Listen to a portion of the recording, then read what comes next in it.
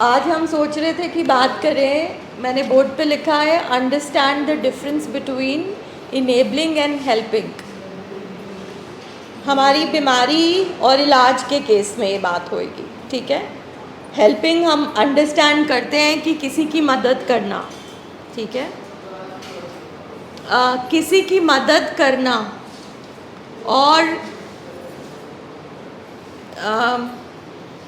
या फिर हमें किसी की जो प्रॉब्लम है उसको बढ़ाना, मतलब हम एज फैमिली पेशेंट की मदद कर रहे हैं या उसकी बीमारी को बढ़ावा दे रहे हैं। आज इसमें अंतर हम समझने की कोशिश करेंगे, ठीक है। क्योंकि बचपन से ही हमारा जो कॉन्सेप्ट होता है मदद करने का, एक बच्चा पैदा हुआ, अब जाहिर है वो बच्चा खुद कुछ नहीं कर सकता, तो सब उसका पेरेंट्स कर रहे होते हैं, उसको खाना पिलाना, टॉयलेट, सारी चीज़ें होती हैं। फिर धीरे धीरे बच्चा बड़ा होता है, ठीक है। बच्चा बड़ा होता है, फिर भी उसका बच्चा चलना शुरू करता है तो हम उसका हाथ पकड़ के शुरू में चलते हैं कि बच्चा गिर ना जाए, बट एक टाइम आता है जब हम उसका हाथ छोड़ते भी हैं, ठीक है। तो इसी तरह से हमारे घरों में नर्चरिंग होती है कि हम पेशेंट की मदद करें, ठीक है। एक होता है कि हम उसको सपोर्ट दे रहे हैं, ठीक है। एक होता है कि हम उसका काम करने में उसकी मदद कर रहे हैं, और एक होता है हम उसका काम कर रहे हैं। तो इन दोनों में से हेल्दी बिहेवियर क्या है? उसका काम करना कि उसका काम करने में उसकी मदद करना? काम में मदद करना, ठीक है।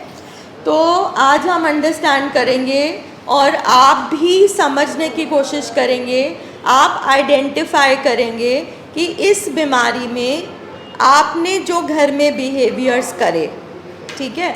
अंडरलाइन चीज़ प्यार है, हम वो बात नहीं कर रहे कि हम पेशेंट की केयर नहीं करते, हम पेशेंट को प्यार करते हैं, वो सब अंडरस्टैंडेबल है, ठीक है। मगर हम ये देखने की कोशिश करेंगे कि जो हमने पेशेंट के लिए किया या पेशेंट के साथ किया, उससे उसकी बीमारी बढ़ी या घटी, ठीक है। मान लीजिए पेशेंट, आपको पता है कि आप पैसे दोगे और वो नशा करके आएगा, ठीक है। तो हमें उसे पैसे देने चाहिए या नहीं देने चाहिए?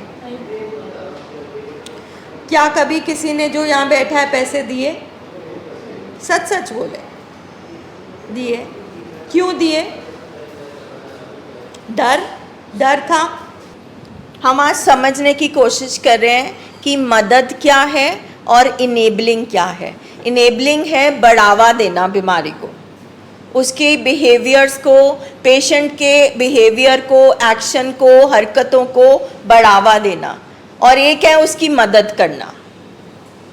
हम इस बीमारी में पेशेंट की मदद कैसे कर सकते हैं वो हम अंडरस्टैंड करने की कोशिश कर रहे हैं, ठीक है। मैं काफ़ी बार ये मीटिंग्स में शेयर कर चुकी हूँ कि बहुत साल पहले मुझे लगता था कि मुझे बोला गया कि मेरे हस्बैंड ज़्यादा ड्रिंक करते हैं, इनको इलाज की ज़रूरत है।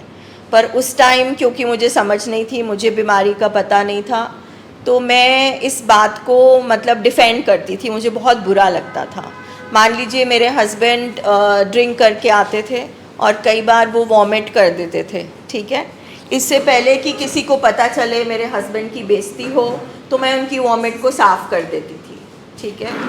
अगर वो कोई भी चीज़ जो मेरे हस्बैंड है, अगर मुझे लगता था ये ज़रूरत से ज़्यादा कर रहे हैं, तो मैं मतलब एक्स्ट्रा प्यार, एक्स्ट्रा ध्यान, सब कुछ मैं वो करना शुरू कर देती थी, ठीक है। बहुत मुश्किल है इस बात को समझना, मगर आज हम समझने की कोशिश करेंगे कि हमारे पेशेंट के अंदर एक चीज़ ख़त्म हो जाती है जब वो एडिक्शन में चला जाता है, और वो चीज़ है एहसास होना कि मैंने गलत किया, एहसास होना कि मुझे दर्द हो रहा है, एहसास होना कि मैं अपनी ज़िंदगी में क्या कर रहा हूँ। मतलब एक तरह से नशा हमारे दिमाग को सुन्न कर देता है, ठीक है। तो अगर इलाज है पेशेंट को एहसास दिलाना कि पेशेंट को जब तक एहसास नहीं होगा, पेशेंट को जब तक जिम्मेवारी नहीं दी जाएगी, वो इलाज में नहीं आ सकता, वो ठीक नहीं हो सकता। ठीक है, तो हमें ये देखना है कि हमारे जो बिहेवियर हैं, अब जब हम एहसास दिलाएंगे पेशेंट को तो पेशेंट को क्या होगा बताइए? जब पेशेंट को एहसास दिलाया जाएगा तो क्या होगा? अगर पेशेंट को दिखाएं हम कि ये देखो रात को तुमने उल्टी कर दी थी, ये क्या तुमने हाल बनाया हुआ है, तो पेशेंट को गुस्सा आएगा। और जब पेशेंट बुरा मानेगा तो हमें क्या महसूस होगा? हमें भी बुरा लगेगा। ठीक है, तो अपनी फीलिंग से बचने के लिए, अपनी तसल्ली के लिए कि हमारा पेशेंट शर्मिंदा ना हो, हम उसकी चीज़ों को ढांप देते हैं। हम पेशेंट को दर्द ही नहीं होने देते। हम दर्द से इस दुनिया में आए थे, राइट? दर्द नहीं होता तो माँ के पेट से हम बाहर नहीं निकलते। हम दर्द से ही इस दुनिया में आए थे, और दर्द का एहसास होना इंसान होना होता है। मगर अगर हमारा पेशेंट रात को लेट आ रहा है, ठीक है, माँ चुपके से उसको खाना दे रही है, फादर को कुछ नहीं बता रही है, चाहे उसका डर है, जो मर्जी है कि फादर डांटेगा, घर में कलेश होगा, मगर छुपा दिया। मगर छुपाकर हमने क्या किया? छुपाकर हमने बीमारी को बढ़ाया ना, क्योंकि हमने उसको एहसास नहीं होने दिया। आज एक फैमिली मेंबर्स हमारे पास आए थे, और वो फैमिली मेंबर्स हमें पता लगा कि मतलब बड़े बुज़ुर्ग थे घर के, और सिर्फ इसलिए कि उनसे अपने बच्चे की तकलीफ़ नहीं देखी जाती थी, तो वो चुप चुप के उसको शराब दे देते थे। मतलब उनको ये भी पता था कि उसका लिवर ख़त्म हो रहा है, मगर चुप चुप के उसको शराब दे देते थे। इसको हम प्यार कहेंगे, मदद कहेंगे, या बढ़ावा देना कहेंगे? ठीक है, क्योंकि उनसे नहीं देखा गया, क्योंकि वो अपने बच्चे के गुड बुक्स में जाना चाहते हैं, तो वो चोरी छिपे शराब देते थे कि तुम ये शराब ले लो। तो इसको हम इनेबलिंग बिहेवियर्स कहते हैं, क्योंकि फैमिली अटैच्ड होती है। हम एक तरफ से पेशेंट हमें गाली दे रहा है, एक तरफ से पेशेंट हमें धक्के दे रहा है, मिसबिहेव कर रहा है, फिर दूसरे ही पल हम उसको बुरकी ग्राई तोड़ तोड़ के उसके मुंह में डाल रहे हैं। ये क्या है? ये इनेबलिंग बिहेवियर है, क्योंकि हमने कोई एहसास नहीं होने दिया। हमारे पेशेंट अक्सर एक्सीडेंट करते हैं नशे की हालत में। हमारे पेशेंट अक्सर लड़ाई झगड़े करते हैं, पैसे का नुकसान होता है। मान लीजिए पैसे का नुकसान हुआ और फैमिली ने चुपचाप भरपाई कर दी, क्या हमने पेशेंट को एहसास होने दिया? नहीं। उसने नशे की हालत में, बीमारी की हालत में कुछ ऐसा काम कर दिया, पैसे ले लिए, घर की इज्जत पे भी आंच आई, मगर घर वालों ने चुपते चुपाते पैसे दे दिए, सारा मामला सुलटा दिया, मगर पेशेंट को कुछ भी एहसास नहीं हुआ। पेशेंट से नशे की हालत में एक्सीडेंट हो गया, उसकी कार ठीक करा दी, वो थोड़ी देर के लिए थाने गया, फटाफट उसे छुड़ा लिया। मतलब मैं ये जो बात हम शेयर कर रहे हैं ये बहुत बड़ी बात है। अब जाहिर है कि हवालात में अगर हमारा पेशेंट है तो हमसे नहीं देखा जाएगा, हमें होगा जल्दी से वकील को पैसे दो और उसको छुड़ाओ। मगर ट्रीटमेंट ये कहता है, प्रोग्राम ये कहता है कि उसे एक दिन रहने दो, उसको दर्द होने दो, उसको ये सहने दो, क्योंकि उसको एहसास ही नहीं होगा कि मेरी बीमारी की वजह से मैं क्या क्या कर रहा हूँ, क्योंकि उसको समझ नहीं आ रही। पर एट द सेम टाइम हमारा पेशेंट पागल नहीं हो जाता, चीज़ें दिख रही होती हैं, मगर अगर हम हर चीज़ को छुपाते रहेंगे तो हम उसको प्यार नहीं कर रहे, हम उसका नुकसान कर रहे हैं। इसको प्यार नहीं बोलते। प्यार चलना सिखाता है, प्यार खुद ही बैसाखी नहीं बन जाता। तो क्या आप ऐसी चीज़ें आइडेंटिफाई करते हैं कि आपने कुछ करी? चलो नशे की बात छोड़ो, हम पेशेंट को जिम्मेवारी देते हैं कि नहीं देते हैं कि तुम अपना काम करो? हमारी फैमिलीज़ में बोला जाता है कि सब कुछ रेडी है, बस परोस के आप उसको दे दो, बिस्तर पे ही आप बच्चे को खाना दे दो, उसको कभी उठने आने की ज़रूरत नहीं है। पूर्वजों ने जो पैसे बनाए हैं वो दे दो, उनको काम करने की ज़रूरत नहीं है। ये सारे इनेबलिंग बिहेवियर्स हैं, क्योंकि इस बीमारी की जड़ जो है वो साइंस कहती है, प्रोग्राम कहता है, वो है लो सेल्फ एस्टीम। जब तक एक इंसान जिम्मेवारी नहीं उठाता, जब तक एक इंसान अपने हाथों से अपने बलबूते पे काम नहीं करता, जब तक काम से उसको कुछ मिलता नहीं, उसको उसकी रिस्पेक्ट नहीं आती। क्योंकि जीवन का नियम है, हमारी सोसाइटी का नियम है कि हमें कर्म करना पड़ेगा, हमें एक्शन करना पड़ेगा, हमें मेहनत करनी आनी चाहिए।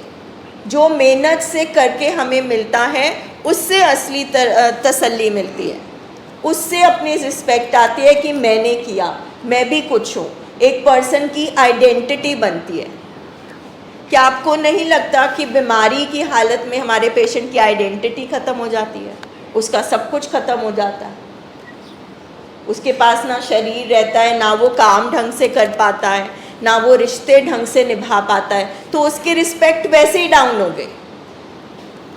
ऊपर से अगर हम उसे ज़िंदगी में दोबारा इलाज के बाद उठाने की कोशिश नहीं करेंगे तो नशे की जगह हम आ जाएंगे। जो हम बोलते रहते हैं हाय बेचारा बच्चा, हॉस्पिटल आए हैं हम इलाज के लिए, हाय बेचारा खाना कैसे खा रहा है, हाय बेचारा ताले में रह रहा है। हाँ, मगर क्यों, वो भी तो समझने की हम कोशिश करें कि क्यों है यहाँ पे। तो ये रिकवरी प्रोग्राम की इलाज की डिमांड है कि पेशेंट को दर्द महसूस करना पड़ेगा। हम उसका दर्द नहीं सहार सकते। अगर हम उसका दर्द उठाएंगे तो हम तो उसको अपाहिज बना देंगे। तो जो पेशेंट को यहाँ पे तोड़ बज रही है, जो पेशेंट को तकलीफ़ हो रही है, अगर पेशेंट को घर का बिस्तर नहीं मिल रहा, घर का खाना नहीं मिल रहा, ये क्यों है? क्योंकि वो बीमारी की वजह से यहाँ पर आया है। सो हमें ये समझना है कि हम पेशेंट को मदद कर रहे हैं, क्योंकि हम कहते हैं हम उससे प्यार करते हैं, हम ये भी चाहते हैं कि वो ठीक हो, मगर जो ट्रीटमेंट की डिमांड है हम वो कर पा रहे हैं कि वो नहीं कर पा रहे हैं। अगर हम नहीं कर रहे हैं तो रिकवरी नहीं मिल सकती। अगर पेशेंट को कोई काम दिया जाता है, पेशेंट नहीं करता, हम कर देते हैं। पेशेंट जो कर सकता है, चाहे वो एक गिलास पानी उठाना है वो भी हम उसका कर रहे हैं, उसको खाना पिलाना भी कर रहे हैं, वो नशा भी कर रहा है, उसको आराम भी दे रहे हैं, तो उसको क्या मैसेज आएगा कि एवरीथिंग इज़ ओके, सब कुछ ठीक है, ऐसे ही चलता रहे। उसका जो चिम ब्रेन है, जो जानवर दिमाग है, उसको कोई फ़र्क नहीं पड़ेगा, उसको एहसास ही नहीं होगा। बहुत सारी फैमिलीज़ हम डेटा इंटरवेंशन लिखाते हैं जिसमें हम फैमिली से चिट्ठियाँ लिखवाते हैं। मदर अपनी लेटर लिखती है, फादर अपने लेटर लिखते हैं, ब्रदर सिस्टर वाइफ। उसमें हम बोलते हैं कि जो बीमारी के दौरान हुआ और आपको क्या महसूस हुआ आप वो लिखो। तो बहुत फैमिलीज़ कहती हैं अब क्या याद करना, नहीं उसे दुख होगा। अब बात देखो, उसे दुख होगा ये ज़रूरी नहीं है, क्योंकि अगर उसको माँ की बात का दुख ही नहीं हुआ, उसको बीवी की बात का दुख ही नहीं हुआ, तो वो रिश्ता कैसे बनेगा? क्या आप समझ पा रही हैं ये बातें? और हम उसको भी ढांप देते हैं, नहीं ये नहीं बताना, उसको ऐसे लगेगा, वो मेरे से नफ़रत करेगा, वो खुंदक करेगा। तो ये जो हमें बचपन से बड़े होने तक चीज़ों को ढांपने की आदत है, चुप के पैसे दे देने, चुप के उसको खुश करने के लिए बातें कह देना, ये सब इनेबलिंग बिहेवियर्स हैं। बचपन से ही ये काम शुरू हो जाते हैं। बहुत सारे माएँ हैं, फादर्स हैं जो बच्चों का होमवर्क करते हैं। ये क्या है? इनेबलिंग बिहेवियर है। उनके जूते पॉलिश करके रखना, उनकी यूनिफॉर्म रेडी करके रखना, ये हेल्प नहीं है। जब बच्चा छोटा है तो ठीक है, जब बच्चा खुद काम कर सकता है तो ये गलत है, तो ये अनहेल्दी बिहेवियर है। तो अगर हमारे घर के बच्चों को दुनिया में फाइट करना नहीं आएगा, पेन को संभालना नहीं आएगा, तकलीफ़ों को सहारना नहीं आएगा, अगर उनके अंदर एडवर्सिटी कोशेंट क्यों नहीं होगा कि ज़िंदगी में जब मुश्किल आती है तो कैसे फेस करते हैं, तो वो बड़े होके क्या करेंगे। और ये बीमारी आकर वैसे ही अपाहिज बना देती है, क्योंकि ये पूरी तरह से पेशेंट को ख़त्म कर देती है, शारीरिक तौर पे, मानसिक तौर पे, सामाजिक तौर पे। तो आप ये सिर्फ नशा छुड़ाने के लिए यहाँ पर नहीं आए हो।